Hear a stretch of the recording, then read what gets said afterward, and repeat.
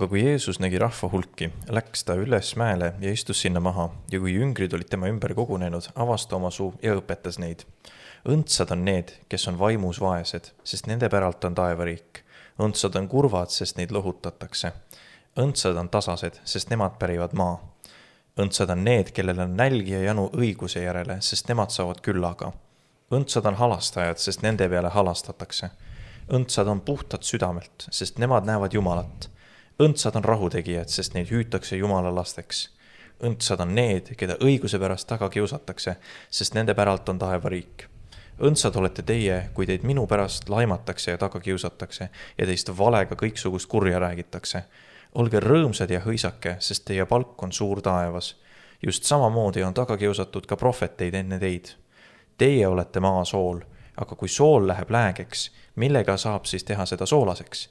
Ei see kõlba enam millekski muuks, kui visata inimeste jalgade tallata. Teie olete maailma valgus. Ei saa jääda märkamatuks linn, mis on mäe otsas, ega süüdata ka lampi ja panda vaka alla, vaid lambi jalale, nii et selle valgus paistab kõigile majas olijatele. Nõnda paistku teiegi valgus inimestele, et nad teie häid tegusid nähes ülistaksid teie isa, kes on taevas. Ärge arvake, et ma olen tulnud seadust või prohveteid tühistama. Ma ei ole tulnud neid tühistama, vaid täitma. Tõesti, ma ütlen teile, ükski täpp ja ükski kriips ei kao seaduses seni, kuni taevas ja maa püsivad, kuni kõik, mis sündima peab, on sündinud. Seda, kes iganes nende käskudest ka kõige pisema tühistab ja teisi seda sama tegema õpetab, hüütakse kõige pisemaks taevariigis. Kes aga selle järgi teeb ja õpetab, seda hüütakse suureks taevariigiks. Sest ma ütlen teile, kui teie õigus ei ole märksa suurem kui kirjatundjate ja variseride oma, siis te ei saa taevariiki. Te olete kuulnud, et muissele põlvel on öeldud, sa ei tohi tappa ja igaüks, kes tapab, peab minema kohtu alla. Aga mina ütlen teile, igaüks, kes oma venna peale vihastab, peab minema kohtu alla. Kes aga oma vennale ütleb tola, peab minema ülemkohtu alla, aga kes ütleb sina jäle, peab minema tulepõrgusse. Kui sa nüüd oma ohvriandi altarile tood ja sulle tuleb meelde, et su vennal on midagi sinu vastu, siis jäta oma and altari ette ja mine lepi esmalt ära oma vennaga ja alles siis tule ja too oma and. Ole varmalt järeleandlik oma vastasele, kuni sa oled temaga teel, et sinu vastane sind ei annaks kohtuniku kätte ja kohtunik kohtuteenri kätte ja sind ei heidetaks vangi. Tõesti, ma ütlen sulle, sa ei pääse sealt enne välja, kui sa oled tagasi maksnud viimase veeringu.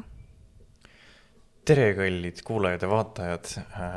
Meil on hästi hea meel täna rääkida teile ühest üliolulisest teemast, milleks on õpetus, mis muudab sinu elu. Ja me alustasimegi seda õpetust lugedes tegelikult seda osa. See on võib-olla esimene osa sellest õpetusest, mis tegelikult elu muudab inimestelt. Ja me tahame teiega täna jagada seda õpetust, sest et see on see õpetus, mis on meie elu täielikult muutnud ka. Ja Jumal pani meile südamesse, et me peaksime sellest õpetusest sügavamalt rääkima natuke ja seda teemat puudutama. Ja selle õpetuse me leiame Matteuse evangeeliumi alates 5. peatükist ja täna me ka seda lahkame nii kaugele, kui me praegu lugesime siis kuni 26. salmi lõpuni. Kõike me ei lahka, mõned õndsaks kiitmised me jätame järgmiseks korraks. Kõiki neid me täna näiteks läbi ei võta, aga me hakkame nüüd niimoodi järk-järgult läbi vaatama, mida see tähendab, miks see nii on ja miks Jeesus nendest asjadest niipidi räägibki. Nii et meil on hästi hea meel, et te olete täna meiega ja me siiralt usume, et see õpetus muudab ka teie elusid. Vahet pole, kui sa oled seda varem lugenud või kuulnud. See on kõige vägevam õpetus, mis maailmas on olemas. Nii et iga kord, kui sa seda kuuled või vaatad või loed või selle üle mõtiskele, et midagi sinus muutub. Nii et pane oma süda valmis selleks, mis Jumal tahab täna teha.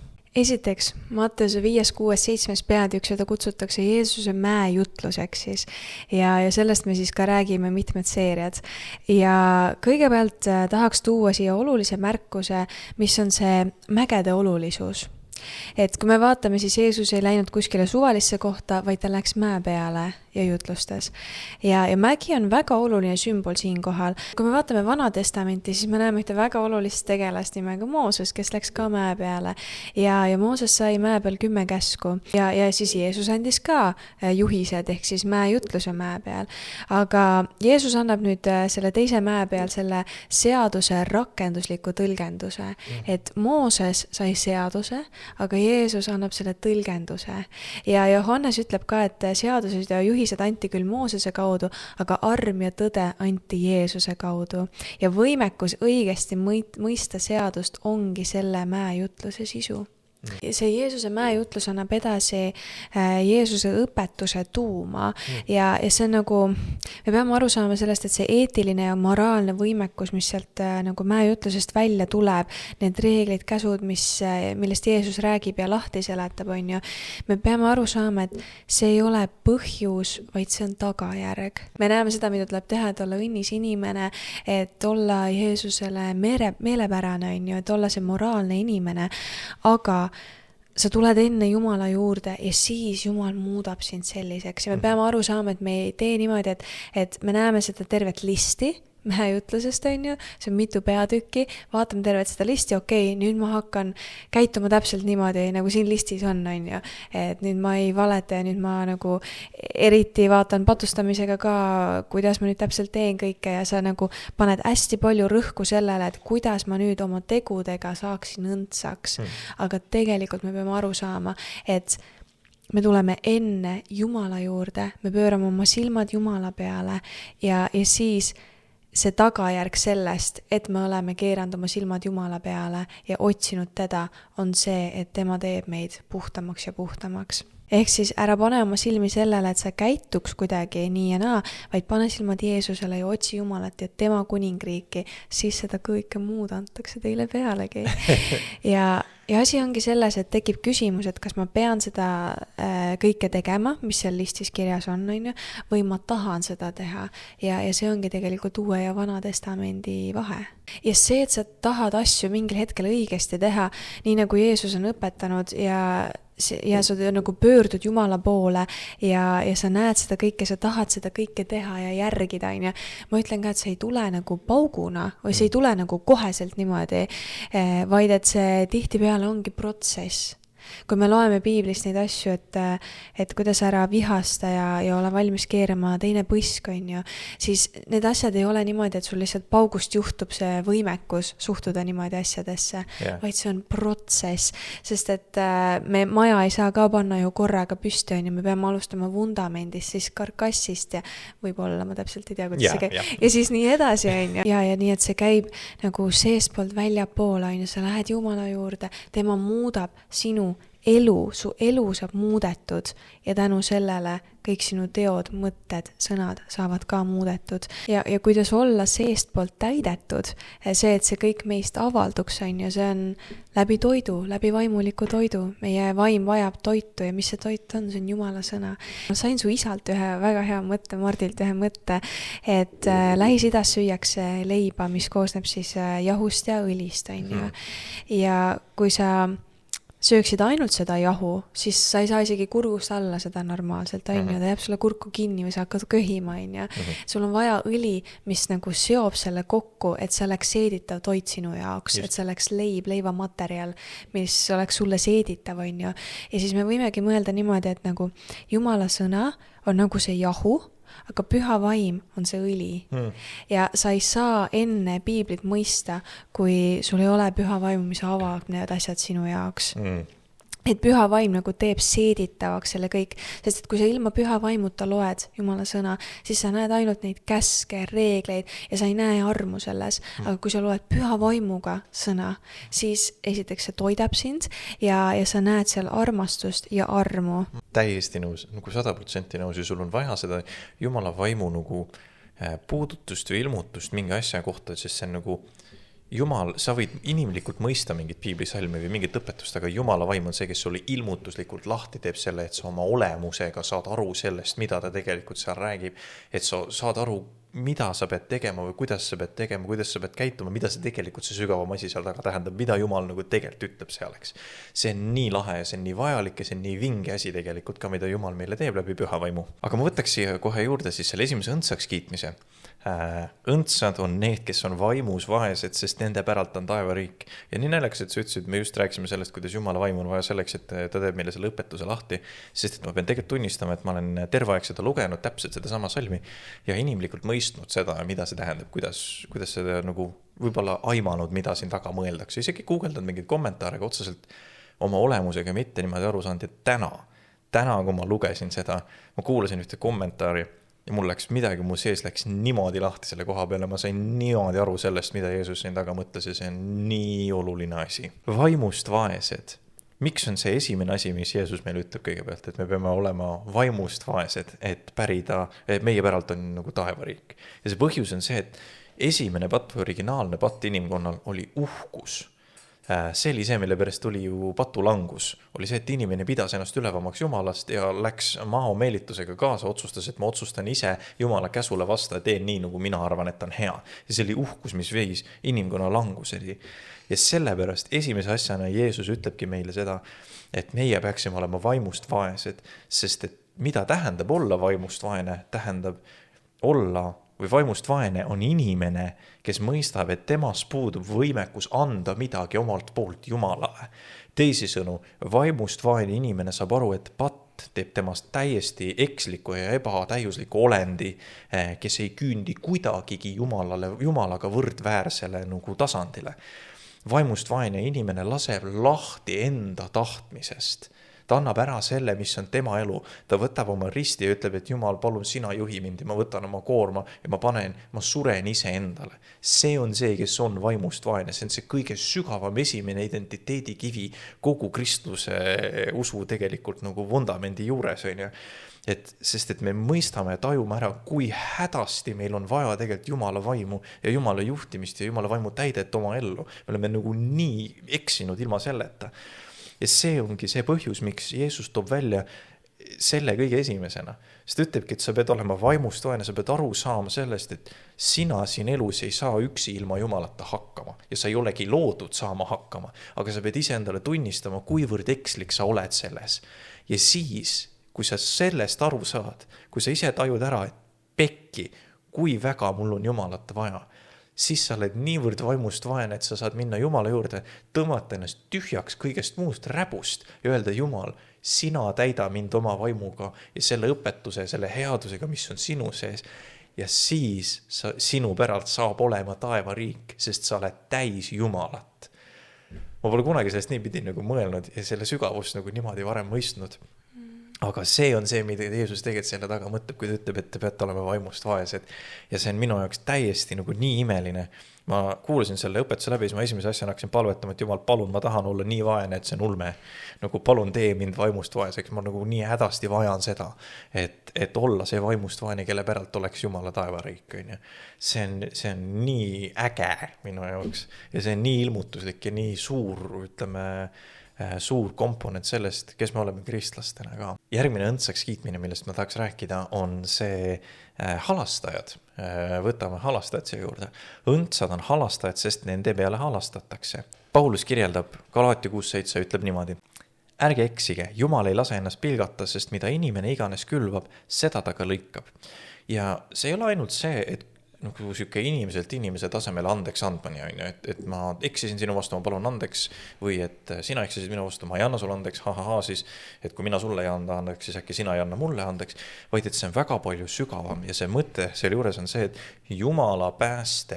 Jumala igavese pääste pärivad need, kes ei pea vimma teiste inimeste või ka Jumala enda vastu, kes on aldid andeks andma teistele enda eksimuste pärast, nii nagu Jumal annab meile andeks meie võlad.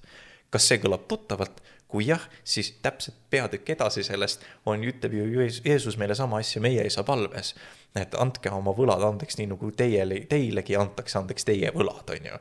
Et see on see sama printsiip, on ju, et sa külvad seda, mis sa lõikad, kui sa tahad Jumala halastust, siis sa pead seda elama välja oma elus ka teiste inimeste peale. Sa ei saa hoida vimma teiste vastu ja hoida kuidagi rusikat üleval, sest et see ei ole kooskõlas Jumala olemusega, keda sina peaksid kajastama ja keda sina peaksid tegelikult täis olema. Lisaks sellele andestamatus võib tuua sinu ellu nii palju meeletult kohutavaid asju, tervisehädadest kuni psühholoogiliste hädadeni, kõikide sükste jamadeni tegelikult, mis võib tekkida lihtsalt sellest, et sa ei ole nõus mingit vimma maha matma. See on süüke mürk, mis tapab sind vaikselt seest. Nii et kui sa tahad olla vaba, rõõmus ja Jumalale meelepärane, anna andeks, halasta. Jumal palju parema meelega võtab vastu sinu halastuse kui õigluse. Sellest räägime ka natukese hiljem. Aga mis meid järgmiseks ootab? Näiteks õndsad on kurvad, sest neid lohutatakse. Ja selle kurbuse all Mõeldakse inimesi, kellel on kurbus asjade seisu üle maailmas või iseenda elus, et sa näed seda valu, sa näed seda kannatust maailmas ja sa nagu kurvastad selle pärast, mis siin maailmas toimub, on ju. Et sa tead, et asjad saaksid olla paremini, saavad olla teistmoodi, kui inimesed otsustaksid teha teisi valikuid, on ju, aga on nii palju nagu kurbus siin maailmas ja see ka kurvastab, on ju. Ja samas see tähendab ka inimesi, kes leiavad, et neil on nii pikk maa Jumalani, et sa oled tajunud nagu seda Jumala mingisugust suurust ja vägevust ja sa näed, kui püha ja puhas Jumal on ja sa näed, et sa oled nii must ja räpane ja nagu patuhunnik täiesti ja sa näed seda pikka maad, mis seal vahel on ja sa näed, et see nagu mitte iialgi ei küündigi selleni, on ju, et see maa on nii pikk, et sa saad aru sellest, et sul on kuidagi, et sa oma tegudega ei suudagi välja teenida mitte kunagi Jumala armastust. Et see ongi see, et sulle on näidatud armu ja sa näed, kui paljudel inimestel võib-olla ei ole seda või kui nad ei ole avastanud seda. Ja et inimene vaatab seda maailma ja ta näeb, et ta ei saa sinna midagi parata. Kui me vaatame Vanas Testamendis näiteks Lotti, ta nägi, mis seis oli Soodomas ja Gomorras, on ju, ja see, ta nagu ägas selle keskel, mis seal ümber toimus. Ja et see on nagu see on üks aspekt sellest kurvastamisest. Ma lisaks siia ühe aspekti selle samast kurvastamisest veel juurde, mis ma kuulasin, mis oli väga kihvt, oli see, et kaks ladinakeelset sõna on compassio ja sympassio, compassion ja sympathy, eks ole. See on täpselt see, et see on armastuse läbi kannatuse enda peale võtmine, sest et sa mõistad läbi armastuse nii sügavalt, kuidas kellegi teise inimese kannatus teda paneb tundma ja milline ta on. Ja selle läbi sa mõistad ja sa oskad olla see lohutaja ja see armastaja täpselt samamoodi nendes asjades juurde. Et see on võib-olla äge dimensioon, see, kuidas sina saad ka tegelikult olla lohutaja nendes asjades juures, on läbi kaastunde ja läbi kaastunde avaldamise tegelikult ka. Ja see on minu arust nagu niivõrd kihvt. Ja siis on need õndsad on tasased, sest nemad pärivad maa. Ja see tasadus ei ole selline, et sa oled kuidagi kellegi tallaalune või selline jalamatt ja et paned kuidagi enda kõik soovid ja iseloomu ja kõik maha, et olla selline hästi arg, üli, vaikne, mitte kuskil ei astu kellegile kanna peale, mitte midagi sellist ei tee, on ju. Et see ei tähenda seda tasadust, vaid see tähendab sellist nagu sinu südame hoiakut või seda sihukest vaimset hoiakut, et sa lased Jumalal enda sees tööd teha ja sa nagu aktsepteerid Jumala tegevust enda elus ja sa kiidad selle heaks ja sa ei vaidle vastu või ei puksi vastu sellele kuidagi ja Vanas Testamendis öeldakse, et tasased on need, kes loodavad Jumala peale. Tasadus on nagu vastand sellele mina, mind ja mulle. Sellele hästi kuidagi rõhutud enese kindlusele või siukse hästi kõik on mina, mind ja mulle, on ju. Vaid, et on just rõhutatud usaldusele Jumala suhtes. Et sinu maailmapilt ei ole siuke, sul ei ole siuke humanistlik maailmavaade, on ju, vaid et sul on see, et Jumal on maailma keskel. Mitte inimene on maailma keskel, vaid Jumal on maailma keskel, on ju. Ja Galaatiastele kiri räägib ka sellest, et inimene ei vii ennast ise sinna, vaid see käib läbi püha vaimu, et sa jõuad sellesse nagu hoiakusse, on ju. Ja see ei tähenda ka seda, et tasadus, et inimene oleks kuidagi tuim või aeglane, või kes ei saaks aru, mis toimub, on ju. Et nagu paljudel inimestel on selline hoiak, et kui sa oled nagu tasa inimene, et siis sind ei tohiks huvitada, mis maailmas toimub ja sa ei ole nagu aktiivne enda kuidagi, et sa ei ole aktiivne enda ühiskonnaelus, et sind ei huvita, mis maailmas toimub, sa elad nagu mingis pisikeses mullis, sa oma arvamust ei väljenda, sa ei jaga oma mõtteid, sa ei seisa mingite seisukohtade eest, on ju, aga see ei ole tasadus. Juutidel on nagu siuke väga huvitav lähenemine, et nemad räägivad, et miks Jumal valis Jaakobi poegadest just Juuda, mitte Ruubeni, et Ruuben oli see kõige vanem poeg. Ja Ruubenil oli tegelikult väga suur elumuutus ju. Ta parandas meelt ja ta tuli täiega Jumalat tagasi teenima, on ju. Ja tegelikkuses ta oli väga hea inimene. Aga ta ei valinud Joosepit ka ju. See tegelikult vendade seest see kõige populaarsem oli ju tegelikult Joosep. Ja täpselt. Ja huvitav on see, et miks valiti juuda, siis juutidel on nagu selline seletus sellele, et siis kui oli see, kus vennad tahtsid Joosepi ära tappa, siis nad viskasid ta kaevu. Aga kaevus sa ei jää ellu, varem või hiljem sured ära. Ja huvitav oli see, et kui Ruuben läks eemale, et palvetada, teha nagu sükest vaga tegevust, siis Juuda oli see, kes läks ja otsustas, et tõmbame Joosepi kaevust välja ja müüme ta ära. Juuda oli see, kes õigel ajal otsustas teha õigesti ja ta tegi seda. Ta ei jäänud mingeid muid asju tegema, vaid ta läks ja tegi õigel ajal, tegi õigeid valikuid. Juutide jaoks nagu see, et sa, et nemad on kirjeldanud seda niimoodi, et see on üks teooriatest, et see on nagu see, et sa õigel ajal lähed ja teed, mida on vaja teha, on nii palju olulisem. Ja ka tulise temperamendiga inimene saab olla tasane inimene tegelikult. Ja see käibki sellest, et sa ei lähe nagu iseenda jõuga midagi taga otsima või uksi paugutama või uksi maha lööma tähendab, või seinast läbi murduma iseenda tulisuse ja jõuga, vaid et sa alistud Jumalale ja sa oskad võidelda seal, kus on õige koht võitlemiseks.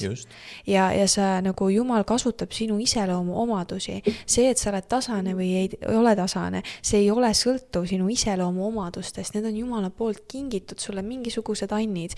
Võib-olla sa näed, et mingites kohtades sa oledki tuline inimene. Anna takka, sa võid ikka tasane olla. Ja et nendest iseloomu omadustest ei sõltu niimoodi, vaid sõltub see, et kuidas sa alistud Jumalale. Kas sa alistud Jumalale. Ja Jumal kasutab täpselt neid asju sinu puhul, mis ta tahab kasutada. Ja huvitav on ka see, et tasaseid inimesi ei ole võimalik ära osta, neid ei ole võimalik ära hirmutada ega mitte midagi, sest et kui sa oled tasane, su süda tuksub ainult Jumalale ja su silmad on ainult Jeesuse peal. Täpselt nii. Ülilahe illustratsioon, ma ei mäleta, kui paljud on seda filmi näinud, aga kunagi oli üks film sellest, kuidas see oli natuke väljamõeldud lugu sellest, kuidas üks Rooma impeerium käis ja uuris Jeesuse üles tõusmist ja siis arreteeris erinevaid apostleid ja siis uuris nendelt, et mis siis sai Jeesusega, kuidas see oli. Ja ta sai seal filmis kätte Luuka. Ja siis alguses küsis talt lahkelt, et kuule, mis värk on, et kus see Jeesus on, räägi mulle, kus teie jüngrid on ja nii edasi, siis Luuka ütles, et ta me ei tea midagi, mul ei ole ja ta otseselt ei öelnud, et ta ei tea, aga ta nagu vaikis vaikselt ja siis see sõdur hakkas talle kirjeldama, mis juhtub inimesega, keda risti lüüakse, et millised, üsna kole protseduur. Ja ta nagu seletas talle ja ütles talle, et need on need asjad, mis hakkavad sinuga sündima, kui sa ei räägi mulle seda, mida mina tahan kuulda tegelikult siin praegu. Ja siis ta küsis talt, aga siis nüüd ütle mulle, kus kohas on Jeesuse jüngrid? Ja siis see Luuka tegelane see niimoodi natuke värises, vaatas talle otsa, ütles, et kõikjal.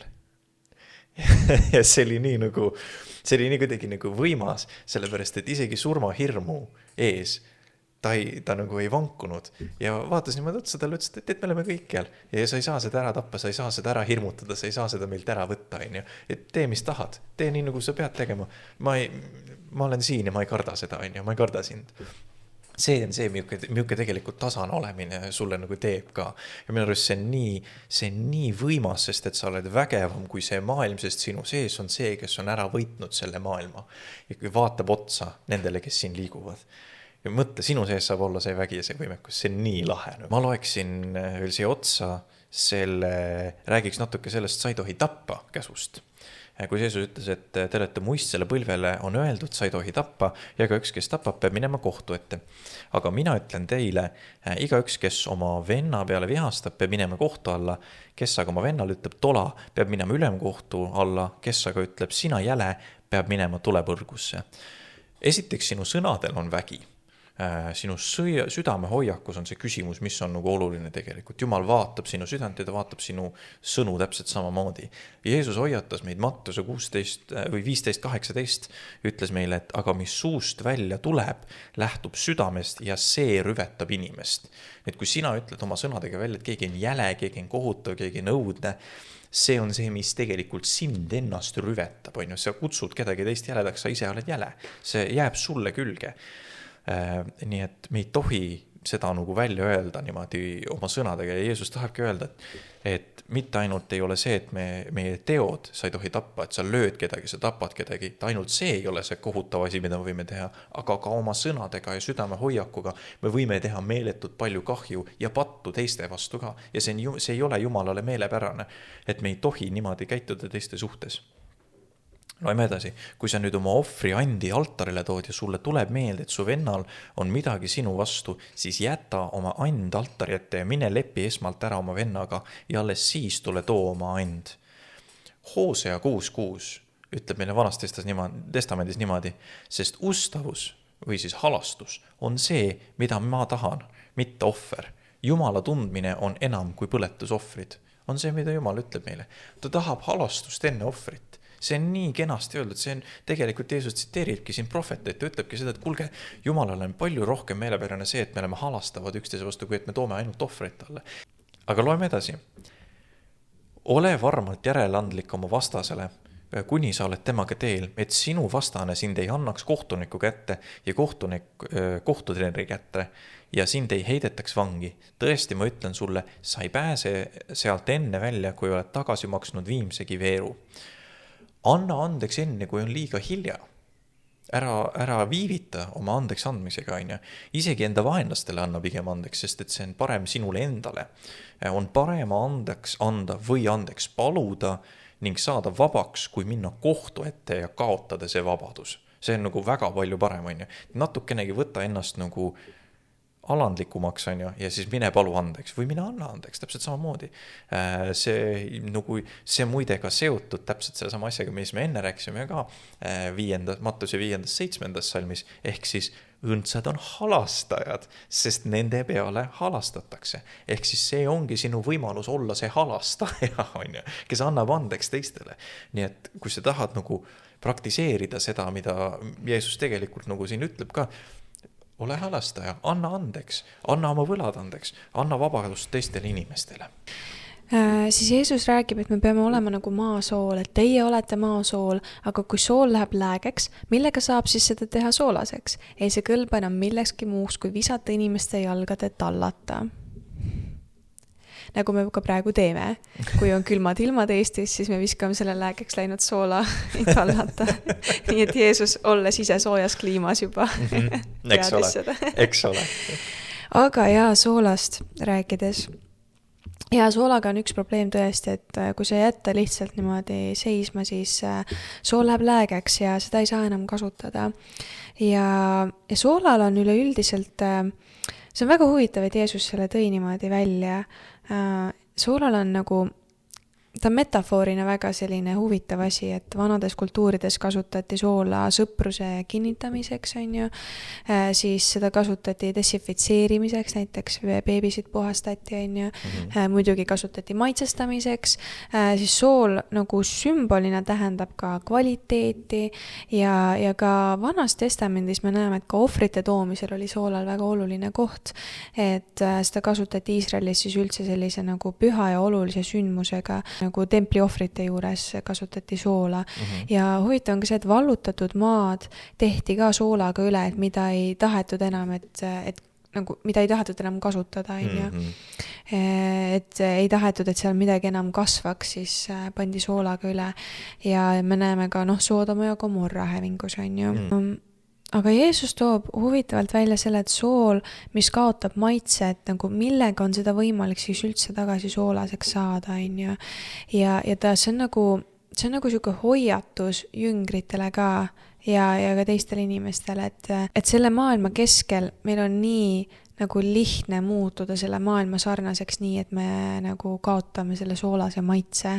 Et mõni inimene on selline soolane inimene, aga olles selle meie õudse maailma keskel, sa muutud kas oma maisete himude järgi hakkad jooksma või muutud kuidagi väga selle keskkonna sarnaseks, milles sa oled ja nii edasi, et sa muutud selle maailma sarnaseks ja sa võid minna edutuks, et su nagu soolasus kaob ära, sa ei ole enam efektiivne jünger ja sa ei ole efektiivne töötegija enam ja su nagu süda ei tuksu põlevalt Jumala järgi enam ja see on jah, nagu hoiatus, mis Jeesus ka kuidagi üles toob, on ju, et me peaks olema selles maailmas, aga mitte sellest maailmast, mis on hästi nagu levinud lause, on ju, et meie süda tuksuks alati Jumalale ja meie silmad oleks alati Jeesuse peal. Ja see on nagu need asjad, mida me õpetame ka järgnevate seeriate käigus, on ju. Täpselt, ja see on nii hästi seotud see on lahe, et Jeesus vaata seob selle kohe selle sama soolasuse selle järgmise osaga, mis ta ütleb, et ei saa jääda märkamatuks linn, mis on mäe otsas, ega süüdata ka lampi ja panda vaka alla, vaid lambi jalale, nii et selle valgus paistab kõigile majas olijatele. Nõnda paistku teiegi valgus inimestele, et nad teie häid tegusid nähes ülistaksid teie isa, kes on taevas. Ehk et kõigepealt Jumal ütleb sulle, et sa pead olema soolane, sul peab olema see õige karakter, see õige soolasus, see on nii hea nagu ise seletav juba sõnadega, et täpselt nagu sa lahti seletasid. Ja siis teise asjana ta ütleb siia otsa kohe, et sa oled linn, mis on nagu mäe otsas või sa oled nagu lambi jala peal.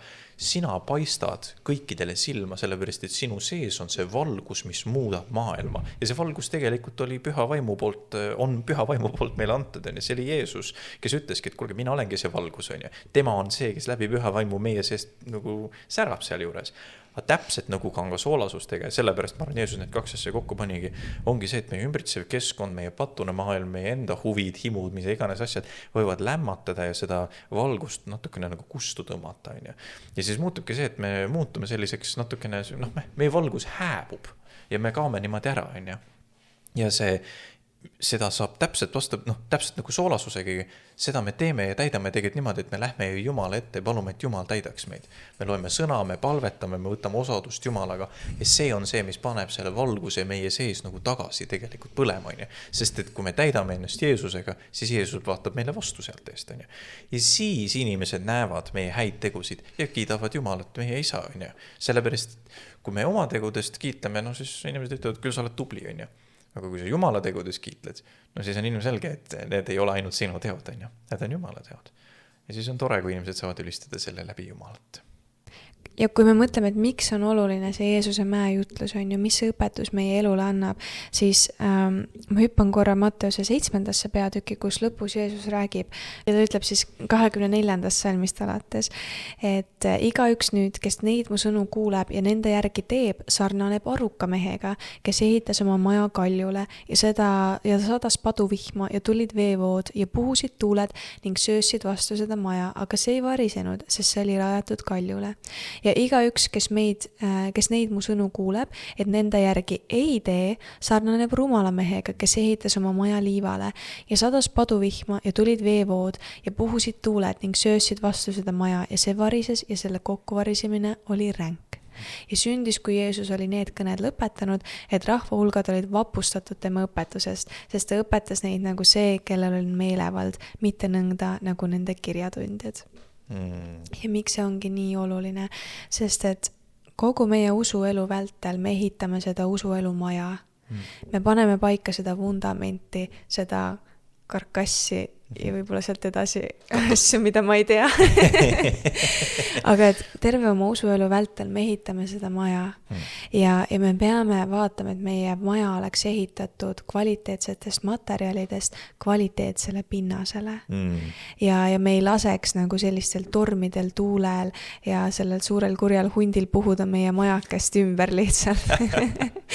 Vaid et me päriselt rajame oma usuelu Jumalale, me rajame selle Jumala sõnale, me rajame selle Jeesuse õpetusele, Jumala sõnale, piiblile ja ta õpetab meile, mida need asjad seaduses tähendavad ja kuidas elada tegelikult.